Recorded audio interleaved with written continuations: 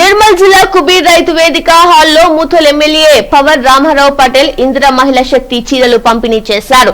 కస్తూర్బా గాంధీ బాలికల నిలయం కాలేజ్ భవనాన్ని బాహిత భవన నిర్మాణానికి భూమి పూజ చేశారు. కస్తూర్బా గాంధీ పాఠశాలలో వంటగదిని పరిశీలించి విద్యార్థులతో మాట్లాడారు. ఈ కార్యక్రమంలో తహసీల్దార్, MPDO, MEO, Kasturba Gandhi principal, IKP సిబ్బంది, ఆత్మ చైర్మన్, మార్కెట్ చైర్మన్, జేఈ, మాజీ ఎంపీపీలు, మాజీ జెడ్పీటీసీలు, బీజేపీ మండల అధ్యక్షులు, నాయకులు, కార్యకర్తలు, మహిళలు పాల్గొన్నారు.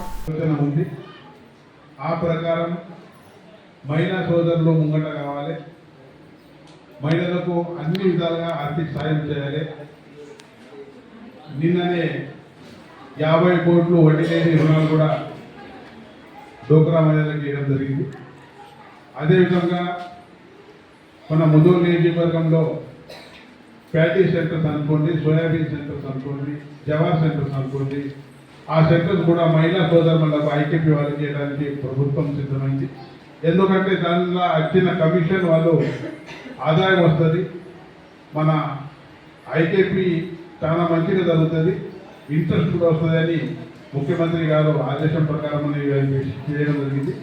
ఈరోజు 6 o'clock కోడ్ వస్తుంది అని హరీబరీగా అన్ని మండలాలు తిరుగుతూ ఇప్పుడు లాస్ట్ కుబేర్ మండలం రావడం జరిగింది. మహిళా సోదరులకు ఈ చీరలు ఈరోజు 7,700 ఇవ్వడం జరుగుతుంది. టోటల్ మహిళా సోదరులు 11,000 ఉన్నారు.